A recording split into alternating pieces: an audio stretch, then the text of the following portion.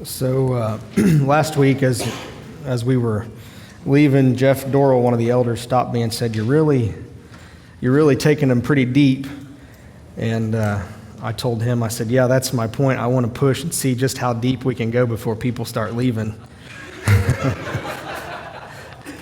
But that was a joke. But in all reality, one of the things that I committed to when I entered into ministry was I realized when I went to seminary how much milk I was force-fed as a person growing up in the church, and I vowed to not always give people milk. I'm going to give you some steak and potatoes. And this series has definitely been one of those that's been tough to chew. I know a lot of people have asked a lot of questions, and there's been a lot of head scratching, and that's exactly what I want to accomplish. I want you to think. I want you to dive really deep and explore the Bible from a different angle than you have, because I think when we do that, we get to the heart of who God is. So today is going to be no different. We are looking at one of the most well-known retold stories of all time. And it's interesting. I can remember as a kid hearing about Noah and singing songs about Noah and having the little flannelgrams where you stick two animals up going into the ark. We have nurseries in homes that are decorated to the theme of Noah's Ark, and we kind of sensationalize the story, but it's kind of a tragedy when you get down to what's really happening. And just like everything we've talked about up to this point, there's so many different translations and ways and interpretations when it comes to this account. And we're going to try to dissect some of that today. I just want to remind you of some statistics that I told you about last week. According to Skip Heitzig, who's a guy that I like to listen to and watch frequently, we don't agree on everything, but man, he goes deep and he does a great job explaining. He said these statistics: 270 nations and tribes have their own version of a flood story, a cataclysmic flood. 88% of these flood stories say that there was a favored family that was spared. 70% of those say that survival was by the means of a boat. 63% say that the flood was the result of man's wickedness. And many of those accounts speak about a rainbow. There are two accounts in the Mesopotamian area, ancient Mesopotamia, around Canaan, that are very well known: Atrahasis and the Epic of Gilgamesh. And these are the two accounts that the Israelites would have encountered and would have known about once they left Egypt and entered into the Promised Land. And I think we have to keep that in mind as we look at the biblical account of a flood story, because understanding how our flood story interacts with those flood stories tells us some very important things about God. And eventually we're going to get to that, what I think we can take away from the flood story when it comes to who God is. But before we do that, I want to talk to you about these differing views. There's a lot of ways to approach this, different angles that the church world in itself takes, not just the secular world, but in the church, there's a lot of different ways that this story is taken. And one of the things that I run into as I start to do research about this, there's the arguments over the scientific reality. Can this happen scientifically? We argue about the historicity of it. Is it historically accurate? And I think when we take those arguments off the table, when we take the arguments of scientifically, is it possible? Is it historically accurate? I think there's some takeaways, once we shed those things away that are very important to us as modern readers. So here's the views that are very prevalent. There's a universal or a global flood view. My argument, or my guess, would be, if I took a poll of you all in the room today, the view that the strong majority of you would hold to is that this was a global universal flood, which means that the entire globe was covered in water and everything was exterminated except what was in the ark. And I would venture to guess that that's the view that most of you in this room hold. That's the view that you've heard from the time that you were a kid, and so you've stuck to it. If you're not familiar with that view, I'd encourage you to go down the road to Kentucky, just across the border, and the people at Answers in Genesis will give you all the information that you ever want to know about a global flood. because this is the view that they adamantly hold to. And in their mind, when you interact with anybody, they absolutely refuse that there's any other plausible view. But according to this view, the main purpose of the flood is to kill man and to flood the entire earth. The view states that animals are punished not because of their incapacities or their sin, but animals are punished because of the sin of man. So when we approach this view, this global flood, there's some assumptions that we have to make. We have to assume that rain is only one component of the flood. And there's some problems with this view, and I'm just going to be honest with you. I think the flood myself was at least extensive in nature, but the amount of water required to completely cover the entire globe, this is a problem that this issue has to try to tackle and explain how this happens. And then also not only the issue of water, but how do you get rid of that amount of water in 40 days? Those are the issues that this view, has to try to find answers to. That's one view, global flood. The second view is an extensive flood view. Now, what's the difference? Well, the purpose is the same. The purpose was to kill all of humanity wherever it got to after creation. So there's the difference. The global view is the entire globe was covered. The extensive view says, well, the flood just covered the area that man had expanded to after creation. This view means that not all animals have to be killed. The problem with this view is, okay, if that's the case, why even take animals on the ark? And they try to answer that by saying, well, this is that we take the animals on the ark in this view because it kickstarts the resurgence of the animals. And so the local species need to be started all over again. That's the extensive view. Now I'm going to stop right here and tell you, the Hebrew language in the Bible supports a global or extensive flood view. The language that is used indicates a significant amount of land is covered with water. Some would argue that the word land just means like the land, local land, but in this text, the wording changes and it seems to indicate that it's either global or extensive. But there's also another view called the local flood view, and this is just that the flood only covered that geographic region. That it was a really significant flood, but it was only that geographic region that was affected. This is one view that's, put up out there in the church world. Not many people hold to it that I've run across, but there are people that do argue from this perspective. And then there's this view, the parable view. So this is the fourth view. The parable view would say that this is not a historical event, but it's a story that's used to tell us something about life or about God. So when we think about the parable view, I want to challenge you. I don't hold to the parable view, but I want to at least get your minds turning a little bit. I can remember when I was a kid learning about George Washington as a young boy. In elementary school, you get to hear about George Washington, and one of a couple of the character traits that are really taught about George Washington are his honesty and his integrity. And the way that was taught is you're told the story that when George Washington was a young boy, his father gave him a hatchet. And he took that hatchet and he went out and cut down a cherry tree.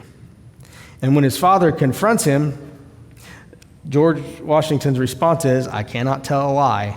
I did cut it with my hatchet. And then the story goes that Washington's father embraced him and felt that his son's honesty was worth more than 1,000 cherry trees. This is a story that we're told from the time we're young to teach us about honesty. Well, it turns out that the story is a myth. If you go to mountvernon.org, you can read all about it. Here's a quote from one of the articles that I read. This was from George Washington's first biographer. His name is Mason Locke Weems. Listen what they wrote. Ironically, this iconic story about the value of honesty was invented by one of Washington's first biographers. And this is what really is interesting. An itinerant minister, so the preacher's lying, an itinerant minister and bookseller named Mason Locke Weems. After Washington's death in 1799, people were anxious to learn about him, and Weems was ready to supply the demand. As he explained to a publisher in January 1800, Washington, you know, is gone. Millions are gaping to read something about him. My plan, I give his history sufficiently. I then go on to show that his unparalleled rise and elevation were due to his great virtues. Weems' biography, The Life of Washington, was first published in 1800, and it was an instant bestseller. However, the cherry tree myth did not appear until the book's 5th edition was published in 1806. Now, isn't that interesting? That we're told a story about a little boy with a hatchet cutting down a cherry tree to demonstrate his honesty. But the story is fabricated. The fact that the story is made up doesn't mean that Washington wasn't a real person. It doesn't mean that he wasn't a person of value to our society. It doesn't mean that he wasn't honest. It just means that the story was told for a point. And when we think about the parable view of the flood, this is very similar. It's a story that was told to teach us a point. So whether we fall on this is a historically accurate account, to the other end of the spectrum of this is a parable, there's things that we can learn. There's things that are important. Here's why I say this. When we take our story, the flood story, and I've told you it's extensive. I told you we were going to cover, it's not very big. It's bigger up there, it looks better. The rest of chapter 6, we started chapter 6 last week. The rest of chapter 6 all the way into chapter 9, you get this phenomenal story, and it's one giant chiasm. And we've talked about this before for those of you that have been here. A chiasm just means that there's bookends, there's a middle, and then it works its way into the middle and back out in reverse order. And what you see if you follow this giant chiasm is that it's constructed beautifully. Now, one of the reasons it's constructed in such a way is because it's very important. It's an important story. And if it's very important, we want to remember how to tell it accurately. And one of the ways that we remember how to tell a story accurately is we structure it in such a way that we can do so. And this is one of the ways that these ancient writers would write or speak. It was a device that helped them memorize how to tell the story with accuracy, with intent. So if you can see up there, you can see how we start with Noah, we end with Noah. Right in the middle is God remembers Noah, but it walks itself in and then it reverses itself back out in the same order. Why would Moses go to such trouble to be so structural in his writing? Well, because his point, I think, is to interact, and I've said this from the beginning. In Genesis, the whole point of Genesis is to interact with these other creation accounts, these other stories that are floating around in this geographic region. We've talked about Gilgamesh. We've talked about Atrahasis. There's other stories out there that talk about a flood that these Israelite people would have encountered. They would have known these stories. They would have heard these stories in Canaan when they went there. And so as my professor, Dan Dyke, says, we shouldn't be concerned about the similarities. We shouldn't be alarmed that our flood story sounds similar to other flood stories. That shouldn't alarm us. That's okay. What we need to pay attention to is where they're different. Because in the differences, that's where we learn something about our God. So let's do a quick comparison and contrast here. The cause. According to the Bible, the cause of the flood is the evil of humanity. Humanity had become evil and had corrupted all of creation. See, it wasn't just a human problem. The human problem of sin had affected the entirety of creation. Creation itself was suffering because of the corruption and evil of man, according to the Bible. In these Mesopotamian stories, Atrahasis and the Epic of Gilgamesh, the cause for the flood is the simple fact that the gods are annoyed with humanity. Nowhere in the text does it specifically say that men are evil. We're just annoying. In fact, in one of the accounts it says that humans are just too noisy for one of the gods to sleep. So the god becomes angry because he can't get enough sleep, and he decides he's going to flood the earth and kill humanity. And so the difference we see is a logical difference. When we come to this story, I think what we see is Moses is telling us an accurate story of what really happened in this flood. And he's saying the cause is not the fact that our God is capricious or our God is just ignorant. The cause is us humans. We messed things up. And then we look at the character Noah himself, and there's some differences, the Noah character. Because there's a Noah character in these other flood stories. In the other flood stories, the Noah character is not favored by the gods or God.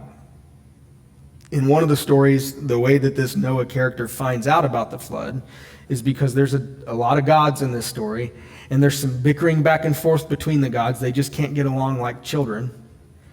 And when one of the gods finds out that the god that can't sleep is planning on flooding the whole earth, he has some beef with him, so he says, I'm going to spoil his plan, and I'm going to go tell one of these humans how to survive the flood. And so that's what happens. One of these gods goes and talks to a wall, and the Noah character overhears the God speaking, and he knows that he has to build a boat to survive the flood. In these other Mesopotamian stories, the Noah character becomes a hero. He's the point of the story when you read them, not the gods. The human is the point. And the human, the Noah figure, reaches immortality because of his ability to survive a flood. Now, when you get to our story in the Bible, Noah is spoken of as righteous and complete. We saw that last week. He was different. He was set apart than the rest of humanity. But when you read the full story of Noah, what you find is that Noah wasn't any different than any other people because his story ends in a negative light. So Noah is not put on this pedestal. Noah is not this, as much as we would like to make this the point of our stories when we tell our kids, Noah is not the hero of the story. He's part of the tragedy. And that's where our story differs. Our figure, Noah, he looks good at first and then he falls short. The focus of the story in the Bible is on God, his work, his delivering of creation. And then there's one more difference I want to hit on real quick. And some of you are going to be like, this, whatever. But when you read the full story in the Bible, you get to the end and Noah comes out of the boat, and the first thing he does is he makes a sacrifice. He sacrifices, and the text specifically says that God smelled the aroma and it was pleasing. Now, the details are important because in the other versions of the story in Mesopotamia, after the human survives a flood, the first thing he does is make a sacrifice, builds an altar, sacrifices. But in their stories, the gods are needy. They can't supply for themselves. They're not self-sufficient. They need to eat. They're hungry. So the humans make this sacrifice, and the gods come down in the form of birds and start to eat the sacrifice to fulfill their hunger. Now, if you read carefully in the Old Testament, you'll find there's another account when a sacrifice is made and the birds are driven away from the sacrifice once it's made. The point being that our God doesn't need us to eat. Our God doesn't need to eat. Our God is sufficient on his own. And so these things are important to keep in mind as we process what's really happening in this flood account. Now, here's where I go with this. This is my focus. My focus isn't really on, is it parable? Is it extensive? Is it global? My focus is on, how did the original readers hear this? What did it mean to them? How did they digest this story? And I think what's really going on here, I'm going to invite you to turn to Genesis with me, and we're going to pick out some text. Pick out just a few texts.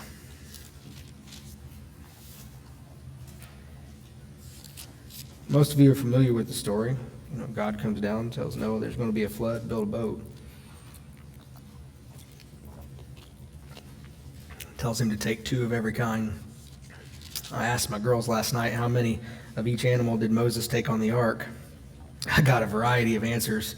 Barbara was the only one that got it right. She said none. Moses didn't build the ark, Noah did.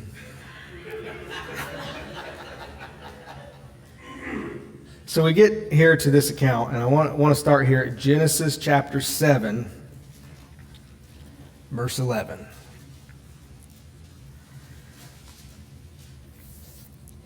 In the 600th year of Noah's life, on the 17th day of the second month, on that day all the springs of the great deep burst forth, and the floodgates of heaven were open, and rain fell on the earth 40 days and 40 nights.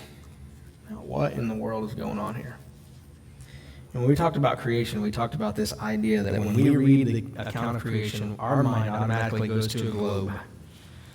As we know, the earth is a globe, a sphere. Modern science tells us that. Ancient readers, that wasn't the case. This is ancient cosmology at its best. They can't see this on Facebook, but if you're interested, you can find it on thebibleproject.com. They do a great job illustrating this, and I want to give them credit because I didn't come up with this. This is ancient cosmology. This is creation.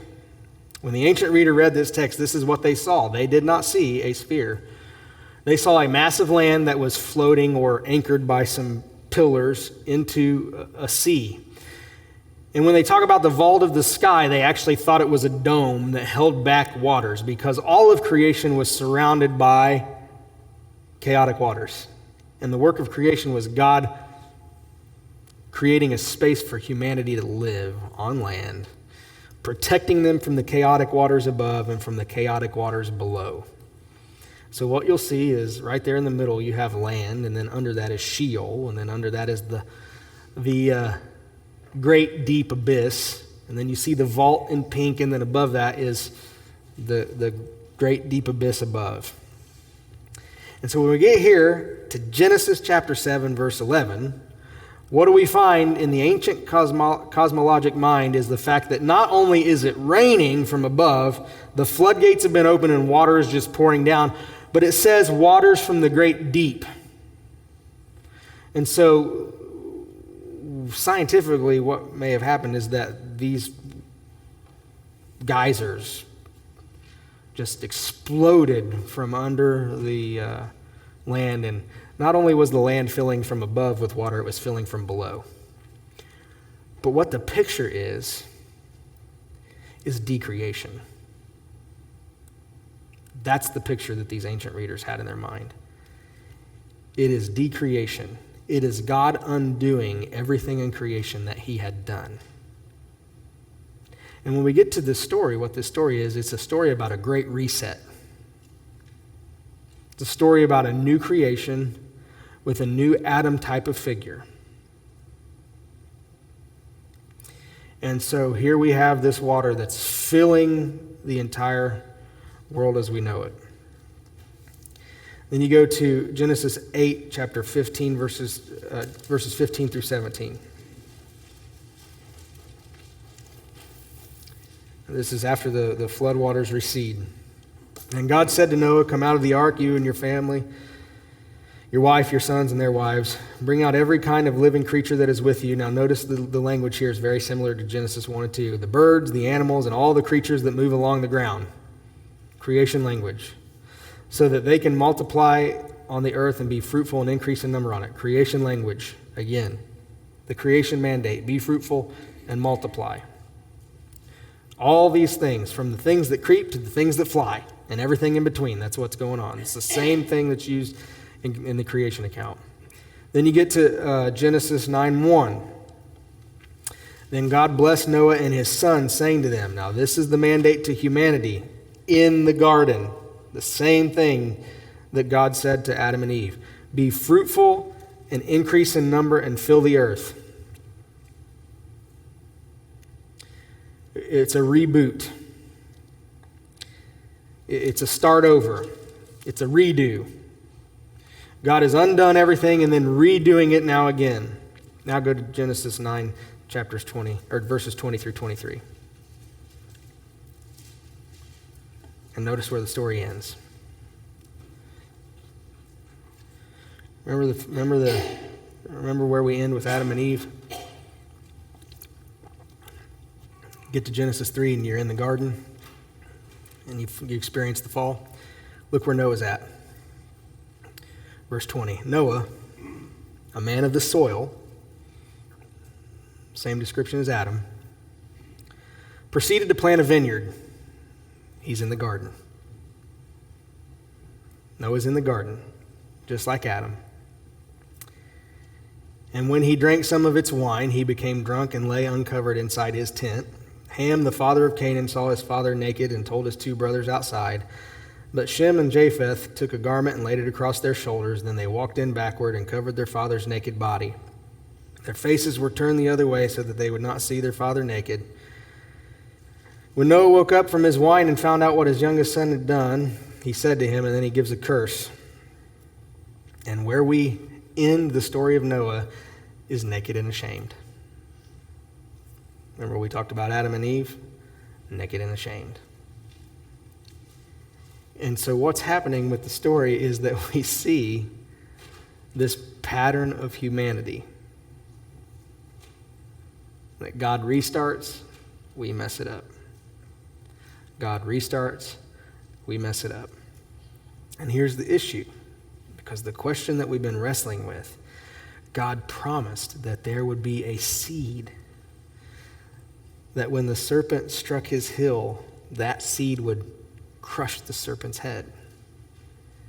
And so we get these stories put up over and over, like, here he is. Remember?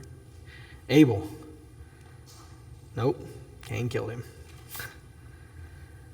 And then we get to Seth, and it's like, oh, his name means to set something in place, but Seth's not it.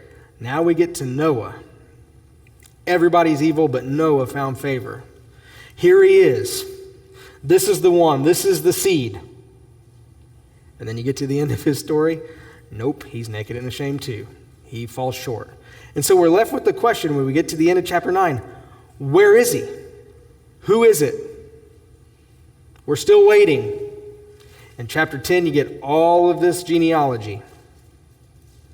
And the genealogy is leading to a point, when we're going to get to that in chapter 12, which we're not going to do. We're going to finish at 11. And what you begin to see is that there's these people, we have hope, our hope's dashed. There's these people, we have hope, our hope's dashed. And eventually we get to the point where we can get to Jesus, who traces his lineage all the way back to Noah. And he's the only one we get to where our hope is not dashed. Now, the interesting thing about Jesus is the way his story ends is not naked and ashamed. It's naked and glorified. Isn't that interesting? So what does this mean for us? What's the takeaway from this ancient story? What does it mean for our modern times? Well, I want to take you to the words of Jesus. If that's where it's leading, let's find out what he says. Because Jesus says something about Noah. In Matthew chapter 24. And I think this is where it really cut me to the heart when I was preparing for this. You know, because we look at the story and we say, oh, evil. Every thought and inclination of the human heart was always evil continually, is what Genesis 6 says. And I look at that and I can argue and say, well, you know what? There might be some evil in me, but not always, not continually. I'm not always evil all the time. And so I'm good. I'm not like one of those. And then I get to what Jesus says in Matthew, and it's disturbing. Matthew chapter 24, verse 36. And this is when Jesus is getting some questions about the end times. What's it going to look like? When's it going to be? You know, what's going to happen? And Jesus says this, but about that day or hour no one knows, not even the angels in heaven nor the Son of Man, but only the Father. Now listen to what he says about the flood. As it was in the days of Noah, so it will be at the coming of the Son of Man. Now we know in Genesis the problem with humanity was the fact that they were evil. The little thoughts, the big thoughts, they were evil, and everything in between. But look what Jesus points out. Jesus doesn't point out the evil. He says, for in the days before the flood, people were eating and drinking, marrying and giving in marriage up to the day Noah entered the ark, and they knew nothing about what would happen until the flood came and took them all away. This is how it will be at the coming of the Son of Man. And so when we read Jesus' words, he gives us a little bit more insight. Because humanity had two issues. They were evil. They sat around and thought about what they could do that was evil. And then Jesus points out that they were indifferent to God. They were indifferent. They were captivated by everyday life. They were doing the grind, waking up in the morning and doing what was expected that day, eating, drinking, marrying, giving in marriage, over and over and over. And it was a perpetual cycle of just doing the same thing every day, with little regard or little thought to the creator of the universe. And this is what set Noah apart. Remember, Noah was a man that walked with God. That's what the text says, which means he wasn't consumed with everyday life. Which means that he actually woke up in the morning thinking about, okay, God, what do I need to do today for you? How can I please you? What are you saying to me today? You know, I think we could argue that God may have tried to speak to many different people other than Noah. And maybe what set Noah apart was the fact that he heard the voice of God. He heard the warning. He wasn't caught up in just the rat race of life. And so when we come to this text, the application that we see, not just from that story in Genesis, but from Jesus' words, do we fall into that category of people that are just captivated by doing life day in and day out with little thought or regard to what God has going on? Is God trying to speak to us the same way that he spoke to Noah? Now I want you to go to 1 Peter. I've been getting in trouble a little bit for going over time by the family. Not nobody in the church, just by the family. Really long today, so I'm going to shorten it up. 1 Peter chapter 3, verses 19 through 22.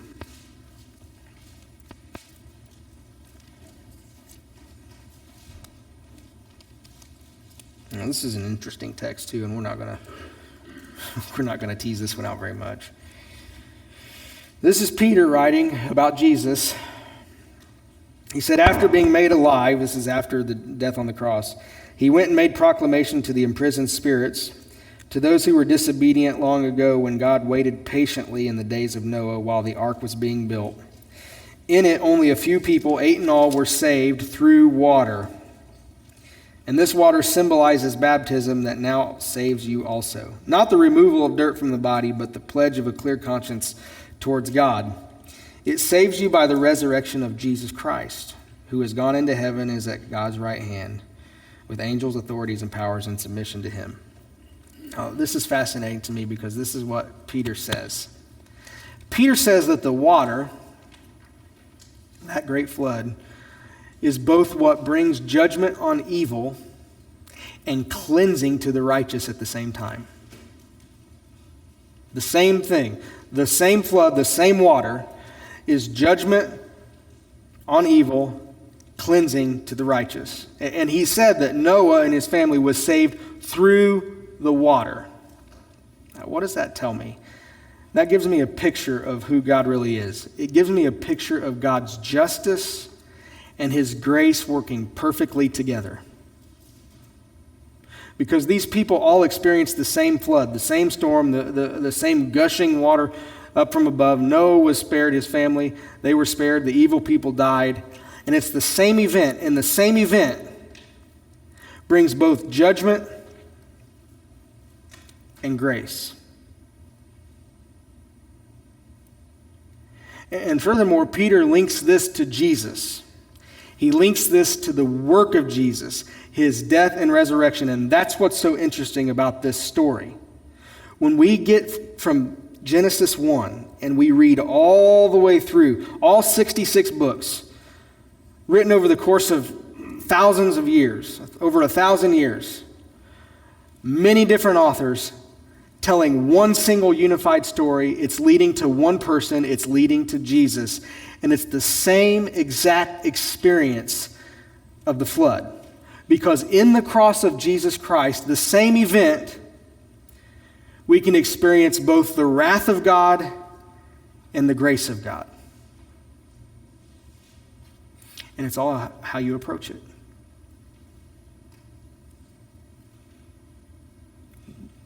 You know, when you get to Hebrews and you read about Noah, we know that he was a faithful person. He's in the hall of faith in Hebrews. It was by faith that he built a boat. And because of that faith, he was spared. He heard the voice of God. And the story for us today, the thing that we need to take away from this, is that Jesus is the ark. He is the ark that God has prepared. And it's in his death, that event, that cataclysmic event, that if we aren't in the ark, we won't experience grace, we experience justice. It's the same. Our lives are lives that are lived out just like the flood.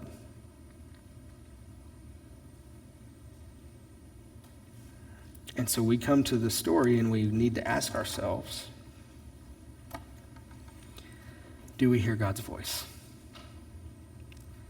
Or are we caught up in the rat race of life? Let's pray.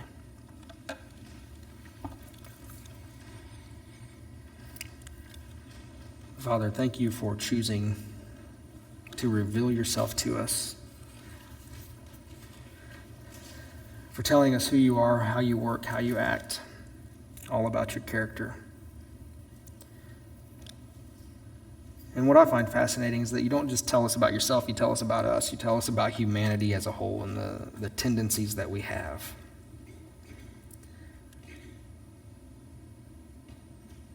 But even in our shortcomings and our downfalls, you show grace and mercy.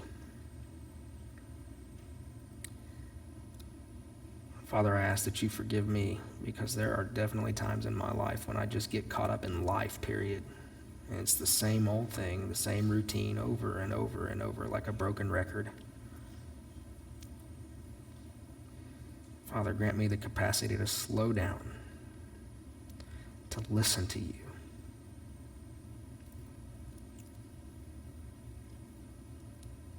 Thank you for fulfilling your promise to send us someone that would overcome evil and temptation.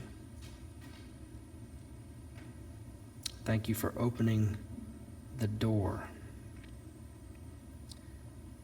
of the ark of Jesus to all of us. Father, my prayer this morning is that if there's anyone here that hasn't heard your voice, or maybe hasn't listened to your voice, that they would step into new life through your Son, Jesus Christ, and experience your grace rather than wrath. I pray these things in Jesus' name. Amen.